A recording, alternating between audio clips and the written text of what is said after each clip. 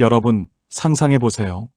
전 세계를 공포로 몰아넣은 무적의 군단이 우리 집 앞마당까지 들이닥쳤습니다.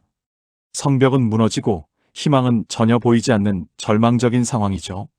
그런데 이때 저 멀리 동쪽에서 수십만의 대군을 거느린 정의로운 구원자가 나타나 우리를 구해줄 것이라는 소문이 들려온다면 어떨까요? 아마 지푸라기라도 잡는 심정으로 그 소문을 믿고 싶을 겁니다. 지금으로부터 약 800년 전 몽골군의 말발굽 소리에 벌벌 떨던 유럽 전체가 실제로 이런 거대한 환상에 빠져 있었습니다. 바로 프레스터 존이라는 신비로운 기독교 왕국의 왕에 대한 이야기입니다.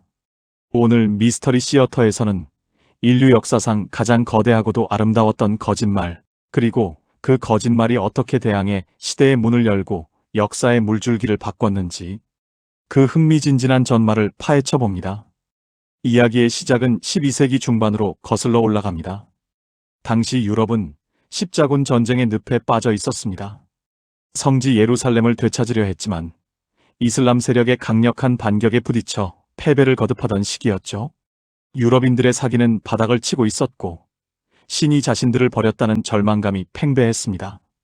바로 그때 기적 같은 소문이 유럽 전역에 퍼지기 시작합니다.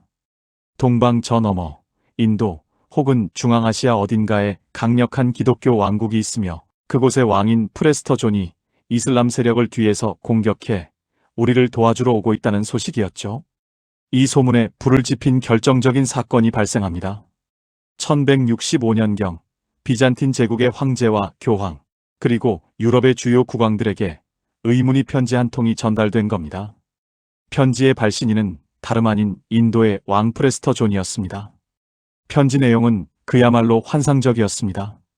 자신의 나라에는 금과 은이 넘쳐나고 불사조와 외눈박이 거인 같은 신비로운 생명체들이 살고 있으며 무엇보다 기독교를 수호하는 무적의 군대를 보유하고 있다는 내용이었죠. 여러분, 현대인의 눈으로 보면 이 편지는 조잡한 가짜 뉴스에 불과합니다. 하지만 당시 유럽인들에게 이 편지는 가뭄의 단비와 같았습니다. 우리는 혼자가 아니다. 동방에 강력한 아군이 있다는 믿음은 삽시간에 전 유럽을 지배했습니다. 교황은 이 편지의 답장을 보내기 위해 사절단을 파견하기까지 했죠. 하지만 당연하게도 사절단은 프레스터 존을 만나지 못한 채 행방불명되거나 빈손으로 돌아왔습니다. 존재하지 않는 사람을 찾으러 떠났으니 당연한 결과였죠. 그런데 여기서 소름 끼치는 역사적 우연이 겹치기 시작합니다. 13세기 초 유럽인들이 그토록 기다리던 동방의 대군이 실제로 나타난 겁니다. 하지만 그들은 구원자가 아니었습니다. 바로 인류 역사상 가장 강력한 정복자 칭기즈칸이 이끄는 몽골군이었죠. 몽골군은 파죽지세로 서아시아의 이슬람 국가들을 멸망시키며 유럽을 향해 진격해왔습니다. 여기서 아주 흥미로운 상황이 벌어집니다. 몽골군이 이슬람 국가들을 무찌르자 유럽인들은 드디어 프레스터 존의 군대가 이슬람을 처단하러 왔다며 환호했습니다. 심지어 칭기즈칸을 프레스터 존 본인이거나 그의 아들이라고 굳게 믿었죠. 적의 적은 나의 친구라는 논리에 눈이 먼 겁니다. 하지만 환상은 금세 피비린내 나는 현실로 바뀌었습니다.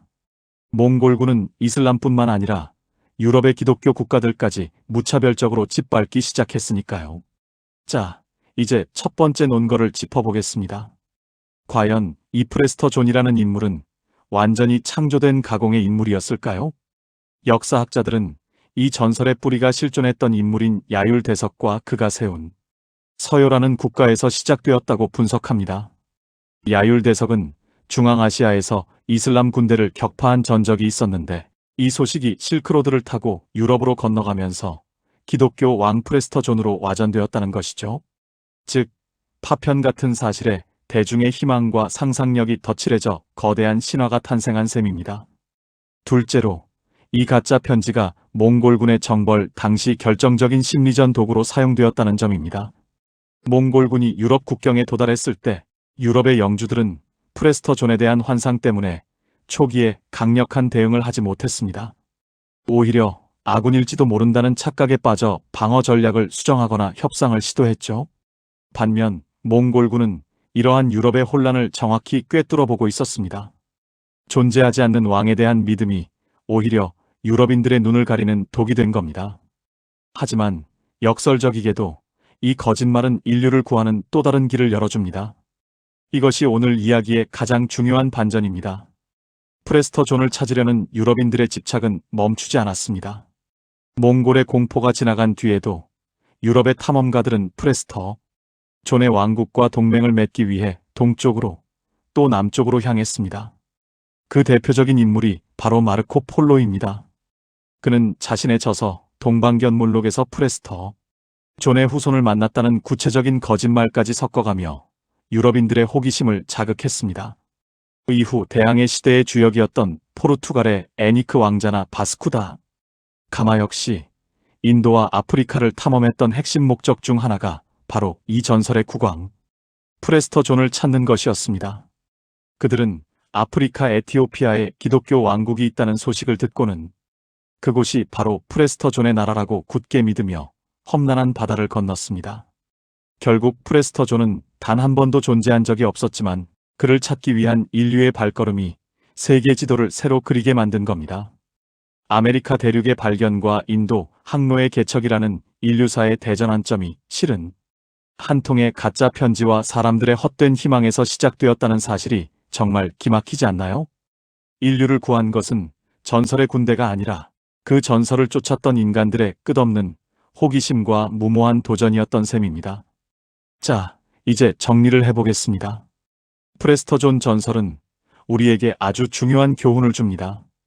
역사는 때때로 진실보다 사람들이 믿고 싶어하는 거짓말에 의해 더 크게 요동친다는 사실이죠. 십자군 전쟁의 절망이 낳은 이 가짜 왕은 칭기즈칸의 칼날 아래서 유럽인들의 정신적 버팀목이 되어 주었고 나아가 대항해 시대라는 새로운 문을 여는 열쇠가 되었습니다.